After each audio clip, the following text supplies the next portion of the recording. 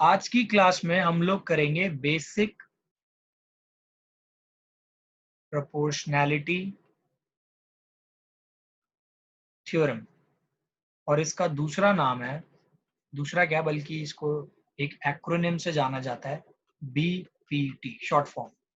Basic proportionality theorem it is one of the most important theorem of this chapter. According to this theorem क्या होता है, एक triangle जो है ना, ध्यान देना, ये एक ट्राइंगल है। अगर आप इस ट्राइंगल की जो बेस है, कोई भी एक साइड ले सकते हो, बेस आपकी मर्जी है, मान लो मैंने बीसी ले लिया, इसके अगर एक पैरेलल लाइन कहीं से भी जाए, यानी कि अगर इन शॉर्ट में बोलूं, इफ यहां पे रख दिया मैंने DE, if in a triangle DE any line parallel to the base BC, तो क्या होगा, ये जो डीई लाइन इंटरसेक्ट कर रही है ना बाकी दो साइड पे ट्राइंगल की, इस साइड को जो काट रही है और इस साइड को काट रही है, तो इक्वल रेशो में काटेगी। अगर ऐसा होता है तो according to BPT AD upon DB किसके इक्वल हो जाएगा, एई अपॉन ईसी के। फिर से बता देता हूँ, बेसिक प्रोपोर्शनैलिटी थ्योरम के अकॉर्डिंग क्या होता है, अगर एक ट्राइंगल है, उसकी किसी भी साइड के पैरेलल आपने एक लाइन खींच दी जो कि ट्राइंगल की बाकी बची दो साइड से पास होके जा रही है, तो ये जो दो लाइनों को काटेगी ना, इन लाइनों को इक्वल रेशो में काटती है, यानी कि AD upon BD is equals to AE upon EC होगा according to basic proportionality theorem. इसका भी मैं प्रूफ और कराऊंगा आपको। तो पहले तो बेसिक प्रोपोर्शनैलिटी थ्योरम की डेफिनेशन जाननी बहुत जरूरी है। यही जो बात मैंने बोली, इसको इंग्लिश में मैं बता रहा हूँ एक डेफिनेशन के तौर पे। If a line is drawn parallel to one side of a triangle to intersect the other two sides in distinct points, the other two sides are divided in the same ratio. इसको पूरा आप यहां से relate कर सकते हो। If a line that is DE is drawn parallel to one side of a triangle, यानी इस साइड के पैरेलल मैंने ड्रॉ करी है, to intersect the other two sides in distinct point, मतलब ये बाकी जो दो साइड्स थी इनको टच करते हुए जा रही है, इंटरसेक्ट करते हुए जा रही है अलग अलग पॉइंट पे, डी पॉइंट और ई पॉइंट पे। तो फिर क्या होगा, the other two sides are divided in the same ratio, ये जो दोनों साइड्स डिवाइड हुई है इनका रेशियो सेम आएगा, that is AD upon BD is equals to AE upon EC. अब मैं आपको बेसिक प्रोपोर्शनैलिटी थ्योरम का प्रूफ करवाऊं, इससे पहले आपको एक कॉन्सेप्ट जानना पड़ेगा एरिया से रिलेटेड। काफी बच्चों को ये नहीं पता होता। देखो, ये तो है एक नॉर्मल ट्राइंगल, राइट एंगल है ये, और यहाँ पे मान लो अगर मैंने इसकी साइड दे दी 2, इसकी साइड दे दी हाफ, और ये 90 डिग्री है ए बी सी। अगर आपको बोला जाए एरिया ऑफ एबीसी क्या होगा, तो आप इजीली क्या करोगे, half into base into height कर दोगे, आपका आंसर आ जाएगा 5। अगर ये सेंटीमीटर में है तो 5 सेंटीमीटर स्क्वायर। अब एक तो ये केस हो गया ट्राइंगल का एरिया निकालने का। दूसरा केस देखो क्या हो सकता है, कि अगर मान लो एक ऐसे ट्राइंगल दे दिया, आपको ये दे दिया 5 और ये जो बेस है ये दे दिया 12, राइट, बेस यहाँ पे दे दिया 12, तो आप आंसर कैसे निकालोगे, इसमें भी half into base into height लग जाएगा एरिया। एरिया ऑफ, अगर ये एबीसी है, इसमें एरिया ऑफ एबीसी कितना आ जाएगा, हाफ इंटू बेस, इस बार बेस बीसी लिया जाएगा और हाइट ए डी, मान लो इसको डी ले लिया यानी कि 5, तो बेस बीसी की जगह 12, इसकी जगह 5, ये आगे 6, 6 5 से 30 सेंटीमीटर स्क्वायर। तो ये दोनों तो एक ऐसे केसेस हैं, सब बच्चों को ये ऑलरेडी पता होता है एरिया ऑफ ट्राइंगल निकालने का। लेकिन इस क्वेश्चन में ये जब हम प्रूव करेंगे ना, तो एक केस ऐसा आएगा, यहाँ पे आपको समझना पड़ेगा कि जो एरिया है जरूरी नहीं हर बार इन्हीं फिगर्स में निकले, कभी कभी इस टाइप के केसेस में भी एरिया निकाला जाता है। जैसे मान लो ट्राइंगल आपको ऐसे दिया है, ये आपको ट्राइंगल दिया है और परपेंडिकुलर यहां दिया है बाहर, this is the perpendicular and this is A B C और यहाँ पे है पॉइंट डी। ये अगर आपको दे दिया इतना एंड इसकी लेंथ मान लो 5 है और देखो बेस बीसी जो है ना वो 12 है। और अगर आपसे पूछा जाए एरिया ऑफ एबीसी तो आप पता क्या करोगे, हाफ इंटू बेस। ध्यान रखना बेस को डी सी मत ले लेना। रीजन, आप एबीसी का एरिया निकाल रहे हो, एबीसी का एरिया इज दिस, तो इसमें डी तो आना ही नहीं चाहिए, तो आप बीसी ही लोगे बेस, लेकिन हाइट जो लोगे ना हाइट एडी आ जाएगी। तो ये केस होता है तब जब आपको ऑल्टीट्यूड आउटसाइड द ट्राइंगल दिया जाए, तो आप ऑल्टीट्यूड तो वही लोगे, आउटसाइड द ट्राइंगल लोगे, लेकिन बेस वाला जो पार्ट है उसको आउटसाइड द ट्राइंगल नहीं लेंगे। तो ये बनेगा half into 12 into 5, that is 30 centimetre square. मैं चाहूंगा इस चीज को आप एक बार नोट कर लो, ये एक इंपॉर्टेंट कॉन्सेप्ट है, हम लोग ध्यान नहीं देते ज्यादा इसीलिए। अब एक तो कॉन्सेप्ट ये हो गया जो आपको थ्योरम को प्रूव करने में हेल्प करेगा। दूसरा कॉन्सेप्ट भी मैं बता देना चाहता हूँ, एक्चुअली वो आपको आता है बट आपने 9th क्लास में पढ़ा है। देखो, अगर कोई लाइन ऐसी है, ये एक ट्राइंगल बना है यहाँ पे, दूसरा ट्राइंगल बना ये यहाँ पे, एंड यहाँ पे एक चीज है कि ये लाइन इसके पैरेलल जा रही है, ए बी सी डी। तो यहाँ पे अगर ए बी और सी डी आपस में पैरेलल है तो ए बी डी का जो एरिया होगा ना, area of A B D, ध्यान देना, area of A B D, इसको मैं आपको मार्क करके दिखा देता हूँ मैं कौन सा पार्ट बोल रहा हूँ। A B D is this, ये एरिया। और अगर मैं बात करूँ एबीसी की, वो है ये एरिया। तो ये जो दोनों एरियाज होंगे ना ये इक्वल होंगे, is equals to area of B D C. ये कब होगा, if A B is parallel to D C. और ये रीजन इसका पता है क्या होता है, triangles on the same base and between the same parallel lines are equal in area. ये 9th क्लास में आप लोगों ने पढ़ा है। और यहाँ पे इन दोनों ट्राइंगल का सेम बेस कौन सा है, ए बी, और बिटवीन द सेम पैरेलल मतलब ए बी और डी सी पैरेलल लाइन है, इनके बीच में आ रहा है, तो इन दोनों का एरिया इक्वल होता है। ये एक कॉन्सेप्ट नंबर 2 है जो यूज में आएगा अभी आपके इसको करते हुए। हाँ भाई, नेमिंग में थोड़ी गड़बड़ हो गई, A B D and A B C होगा, इज राइट। ठीक है, इसको करेक्ट कर लेना, ये जल्दीबाजी में मैंने बीडीसी लिख दिया, लेकिन शेड जो मैंने एरिया किया है that is A B C. तो ये दोनों कॉन्सेप्ट ऐसे हैं जो आपके अभी यूज होंगे during this derivation of the theorem. तो स्टार्ट करते हैं इस थ्योरम को प्रूव करना। तो बीपीटी है थ्योरम, आपको वही पूरी स्टेटमेंट लिखनी थी जो लिखी है, उसके आगे नीचे लिखना है प्रूफ। तो हम लोग करेंगे इस थ्योरम का प्रूफ। प्रूफ करने से पहले हम लोगों को ना इसमें एक इंपॉर्टेंट चीज जान के रखनी है और वो है डायग्राम।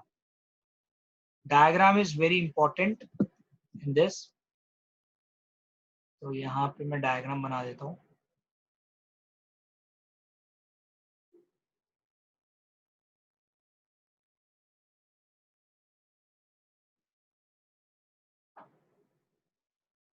तो यहाँ पे ना देखो मैंने naming, this is A B C, and ये जो है ना ये लाइन एक्चुअली लंबी है, मैंने इसको ऐसे ही बना के दिखा दिया आपको। ये ऐसे है, इसमें एरोज लगाने होंगे, मतलब दिखाने के लिए कि दिस लाइन इज पैरेलल। अब यहाँ पे देखो ये है डीई, ठीक है। तो इस क्वेश्चन में देखो अकॉर्डिंग टू बीपीटी, बीपीटी कब अप्लाई हो सकती है, तो बीपीटी तब अप्लाई हो सकती है, पहले तो एक ट्राइंगल होना चाहिए। तो आप ना हमेशा इसमें लिखोगे पहले गिवन। गिवन क्या है, इस क्वेश्चन के अंदर आपको गिवन है triangle A B C, triangle A B C where DE is parallel to BC. This is given to you. ये क्वेश्चन में गिवन होगा तभी आप बीपीटी अप्लाई कर सकते हो, वरना नहीं कर सकते। अब ये चीज आपको गिवन है, आपको देखो टू प्रूफ क्या करना है। हमें टू प्रूफ सिंपल सी चीज करनी है कि AD अपॉन DB इसके बराबर हो AE अपॉन EC के। बस हमें ये प्रूफ करना है। अब ये प्रूफ करने के लिए क्या क्या चीजें काम में आएंगी ये देखना आप। देखो यहाँ पे इसको करने का एक तरीका है, वो तरीका आपको फॉलो करना है, और वो देखो कैसा है। सबसे पहले हमें ना यहाँ पे कंस्ट्रक्शन करना पड़ेगा, और कंस्ट्रक्शन में हमें पता है क्या करना है। सिंपल कंस्ट्रक्शन है, आपको ड्रॉ करना पड़ेगा EL perpendicular on AB and DM perpendicular on AC। ठीक है, फिर आपको करना पड़ेगा join point B and E and D and C। देखो D एंड C और इसको ज्वाइन करने का मतलब तो बहुत सिंपल हो गया। ये जो है ना, इसको और इसको मैंने ज्वाइन किया, राइट। अब मैंने किसको किया, इसको और इसको ज्वाइन कर लिया। फिर उसके बाद मैंने परपेंडिकुलर लाइन बोली ना, तो परपेंडिकुलर देखो यहाँ पे ये मैं 90 डिग्री खींच दूंगा, यहाँ पे इसका 90 डिग्री आ जाएगा। 90 डिग्री का मतलब हो गया ये जो है ना 90 डिग्री बनाएगा यहाँ, और यहाँ पे ये 90 डिग्री बनाएगा। इसके नाम दे देना, EL बोला है मैंने, ये L हो गया। इसका नाम बोला है मैंने DM। तो ये हो गया आपका कंस्ट्रक्शन वाला पार्ट हो गया। अब बात आती है कंस्ट्रक्शन हमें करने की जरूरत क्यों पड़ी। कोई तो रीजन होगा जो हमने इसका कंस्ट्रक्शन किया है। तो यहाँ पे हमने इसलिए किया है कंस्ट्रक्शन ताकि हम एरिया का कॉन्सेप्ट यूज कर सके, और एरिया के लिए आपको पता है हाइट का होना बहुत जरूरी है। तो हम लोग यहाँ पे क्या करेंगे, एरिया निकालते हैं अलग अलग ट्राइंगल्स का और उन्हें डिवाइड कर देते हैं, राइट। अब देखो AD और DB, ध्यान देना, एक है AD और दूसरा है BD। ये दोनों एक ट्राइंगल्स के पार्ट है। अगर आप ध्यान दोगे AD एक ADE ट्राइंगल का पार्ट है, और ये जो BD है ये है BDE ट्राइंगल का पार्ट। तो मैं क्या करूंगा, यहाँ पे एरिया निकालूंगा किसका, एरिया ऑफ ADE। अगर आप ध्यान दोगे एरिया ऑफ ट्राइंगल ADE है ना, ये दो तरीके से निकल सकता है। ध्यान देना मैं कौन से पार्ट के बारे में बात कर रहा हूँ, इसको मैं बेशक एक बार शेड करके भी दिखा देता हूँ। मैं इस पार्ट के बारे में बात कर रहा हूँ, ये जो पूरा पार्ट, दिस इज ADE। इसके एरिए दो तरीके से मैं निकाल सकता हूँ। कैसे, एक तो मैं निकाल सकता हूँ इसको ऐसे, हाफ इंटू बेस। देखो सर अब क्या कर रहा हूं मैं, ADE का एरिया निकालूंगा। देखो दो तरीके से निकाल सकता हूं। अगर मैं बेस में लू AD, अगर AD को एज अ बेस कंसीडर करता हूं मैं, देखो अगर ये मैं AD बेस है तो इसका परपेंडिकुलर देखो क्या बनेगा, EL। तो अगर इस हिसाब से मैं फॉर्मूला लगाता हूं half into base into height का, तो मेरा फॉर्मूला बनेगा half into base into height, height is EL। एक तो तरीका ये हो गया ADE का एरिया निकालने का। दूसरा तरीका देखो क्या होगा, एरिया ऑफ ADE। देखो अब मैं क्या कर रहा हूं, मैं अगर इसको लेता हूं DM वाले को परपेंडिकुलर, और AE को बेस लेना पड़ेगा उस केस में, तो एरिया सेम ADE का मैं निकाल के सकता हूँ दूसरे तरीके से। दूसरे तरीके से मैं इसका एरिया निकाल सकता हूँ कुछ ऐसे, half into base into height ही लगेगा। हाफ इंटू बेस इस बार मैं ले लूंगा AE, और हाइट लूंगा मैं DM। तो ये तो दो वे हो गए निकालने के। ये हो गई इक्वेशन 1। अभी इक्वेशन 2 इसको नाम नहीं दे रहा मैं। अब देखो क्या है, मैंने आपको बोला BD। BD कौन से ट्राइंगल का पार्ट है, DBE का। अब आपको अगर एरिया ऑफ DBE निकालना हो तो again half into base into height तो लगेगा। अब अगर आपको याद हो मैंने आपको कॉन्सेप्ट कराए थे दो। तो पहला तो मैंने एक एरिया वाला कॉन्सेप्ट यूज कराया था।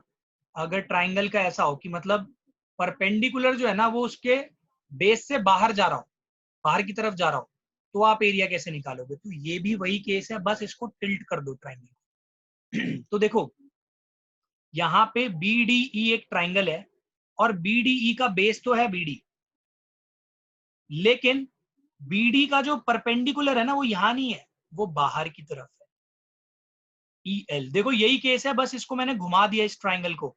ये वाला पार्ट BD मान लो, ये वाला पार्ट EL की तरह एक्ट कर रहा है। This is the base, this is perpendicular of this triangle. तो half into base into EL बन जाएगा ये। एक तो हुआ इतना। इसके बाद एरिया ऑफ DEC।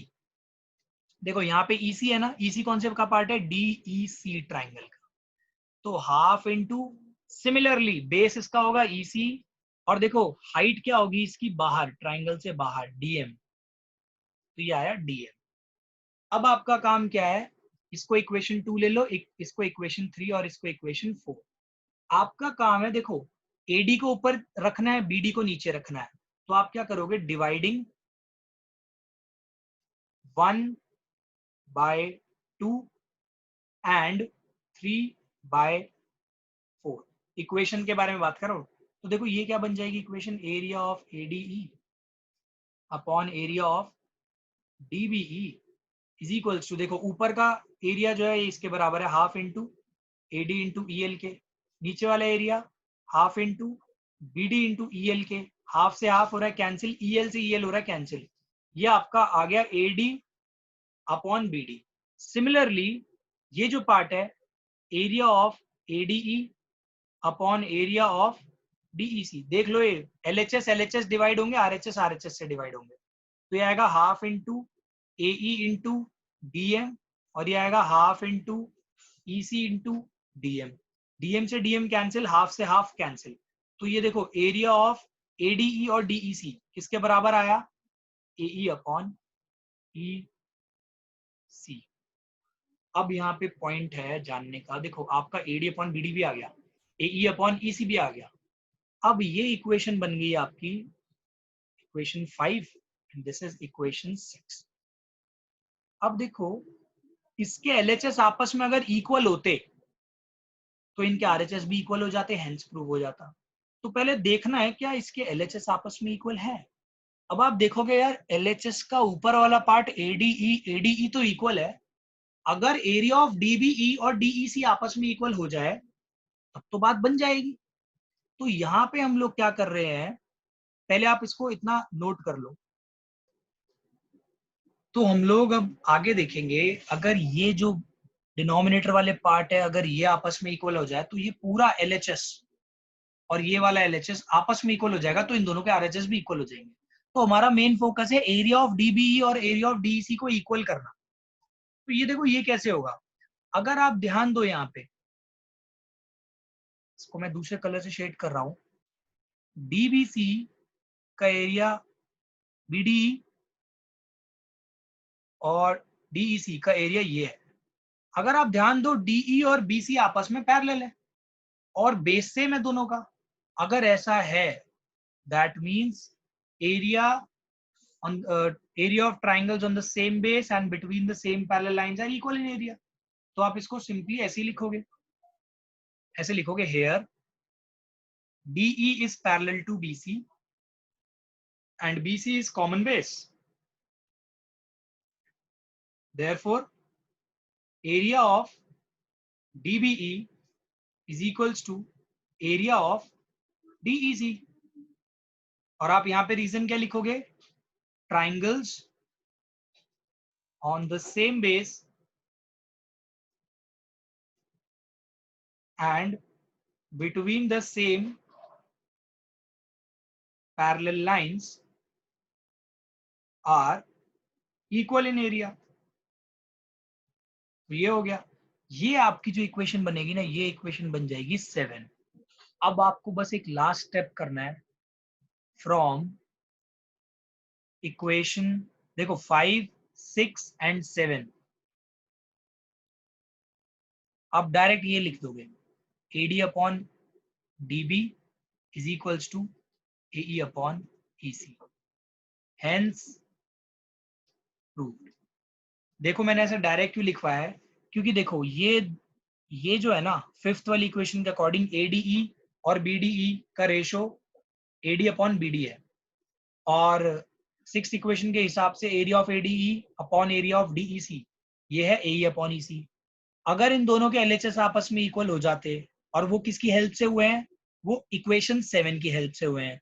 तो इस इक्वेशन 5th से 6th और 7th से हमें ये पता चलता है कि इनके RHS भी आपस में इक्वल होंगे, आपको पूरे नंबर मिल जाएंगे इतना करके। एक करेक्शन कर लेना, कॉमन बेस BC नहीं है, DE है। ये मैंने यहाँ से थोड़ा सा साइकोलॉजिकल प्रॉब्लम हुई अभी, DE अपॉन BC है ना, तो यहाँ का BC मेरे दिमाग में रह गया, DE है एक्चुअली कॉमन बेस। या मैंने फिगर में तुम्हें DE बोला बट यहाँ लिख गलती से BC दिया है, इसको करेक्ट कर लेना। कॉमन बेस DE है। चलो मैं अब आपको ना यहाँ पे एक एक्सटेंडेड वर्जन ऑफ बीपीटी बताना चाहता हूँ। एक्सटेंडेड वर्जन ऑफ बीपीटी का मतलब बीपीटी की सिर्फ एक यही फॉर्म नहीं है। आप सोचो कि आप इसको AD upon BD is equal to AE upon EC ही लिख सकते हो, आप इसको उल्टा करके भी लिख सकते हो, BD upon AD is equal चलिए टू फिर EC अपॉन AE भी लिख सकते हो। अब देखो ये हो गई एक फॉर्म, आप ऐसे भी यूज कर सकते हो बीपीटी को। अब देखो ध्यान देना मैं क्या कर रहा हूँ, एक और फॉर्म आप ऐसे भी यूज कर सकते हो। आप यहाँ पे लिख रहे हो AD अपॉन AB भी यूज कर सकते हो। तो राइट साइड में भी पता क्या करेंगे, AD के कॉरेस्पॉन्डिंग AE है और AB के कॉरेस्पॉन्डिंग वहां पे आ रहा है AC। अगर आप AD अपॉन AB करते हो तो आपको AE अपॉन AC यूज करना पड़ेगा। सिमिलरली इसका उल्टा भी यूज कर सकते हो, अगर आप AB अपॉन AD लिखते हो और यहाँ पे AC अपॉन AE लिखते हो तो भी एक ही बात है। अब आपने यहाँ पे AD यूज किया, आप ये भी यूज कर सकते थे BD अपॉन AB। देखो अब यहाँ पे आपने ये छोटी वाली साइड यूज करी, फिर upon AB is equals to, अगर यहाँ पे छोटी वाली साइड यूज करी इसके कॉरेस्पॉन्डिंग यहाँ पे क्या है EC अपॉन AC लेना पड़ेगा। सिमिलरली इसका उल्टा भी यूज कर सकते हो फॉर्म का, आप इसको लिख सकते हो AB upon BD is equals to AC upon EC। तो क्वेश्चंस में आप ये डायरेक्टली यूज कर सकते हो, लेकिन कभी कभी क्वेश्चन आ जाता है इसी के प्रूफ का कि ये प्रूफ करके दिखाओ। जैसे कि आपकी बुक में एक एग्जांपल है, वो मैं अभी आपको करके दिखाऊंगा, तो उसमें आप डायरेक्टली मत लिख देना using BPT this is hence proof, ऐसे नहीं लिखना। आपको वो बीपीटी AD अपॉन BD वाला इससे प्रूफ करनी पड़ेगी ये वाली लाइन। अगर ऐसा डायरेक्ट नहीं आता प्रूफ करने के लिए तो आप इसको डायरेक्टली यूज कर सकते हो। पहले इसको नोट कर लो, फिर मैं वो क्वेश्चन कराता हूँ। ये जो मैंने आपको ये सारी लिखवाई है, these are forms of BPT. BPT अलग अलग फॉर्म में यूज हो सकती है। अब हम लोग करेंगे example number 1। According to this example देखो क्या है, if a line intersects AB and AC of a triangle ABC at D and E respectively and is parallel to BC। तो सबसे पहली चीज गिवन आपको क्या है, triangle ABC with DE parallel to BC, this is given, आपको लिखना पड़ेगा।